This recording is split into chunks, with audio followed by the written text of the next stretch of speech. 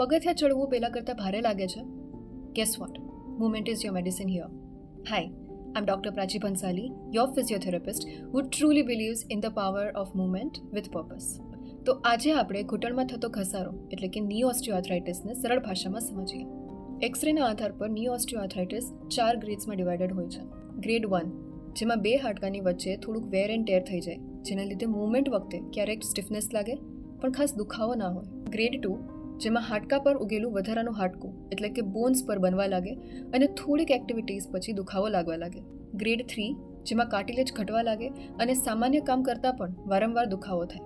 Grade 4, joint space એટલે કે બે હાડકા વચ્ચેની જગ્યા બહુ ઓછી થઈ જાય, સતત દુખાવો રહે અને કામ કરવાની ક્ષમતા ઓછી થઈ જાય. But હિયર્સ the good news. Physiotherapy helps at every stages.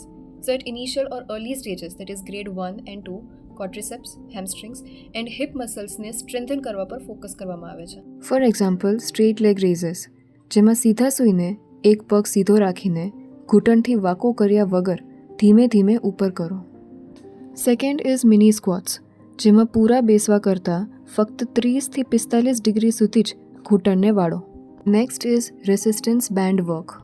પછી છે બ્રિજિંગ, જેમાં સીધા સૂઈને બંને ઘૂંટણ વાળીને કમર ધીમે ધીમે ઉપર કરવાની છે. નેક્સ્ટ ઇઝ ક્લેમશેલ, જેમાં બાજુ પર સૂઈને બંને ઘૂંટણ વાળીને રાખો, ઉપરનું ઘૂંટણ ધીમેથી ઉપર લઈ જાઓ અને પાછું નીચે. પછી ગ્રેડ 3, જેમાં સૌથી પહેલાં pain management with the help of hot packs, TENS, knee brace અને પછી ધીમે ધીમે low impact strength training start કરવામાં આવે છે. ગ્રેડ 4, જેમાં મોટા ભાગે કાર્યક્ષમતા અને પેઇન રિલીફ પર ધ્યાન આપવામાં આવે છે. ચાલવાની ટ્રેનિંગ, સ્ટિક કે વોકર જેવી મદદ, રોજિંદુ કામ કરી શકાય તે માટે રિહેબ પર ફોકસ કરવામાં આવે છે. અમુક કેસીસમાં સર્જરી પણ એડવાઇસેબલ છે, but rehab is the key before and after. So remember, movement is medicine, but it has to be the right kind of movement.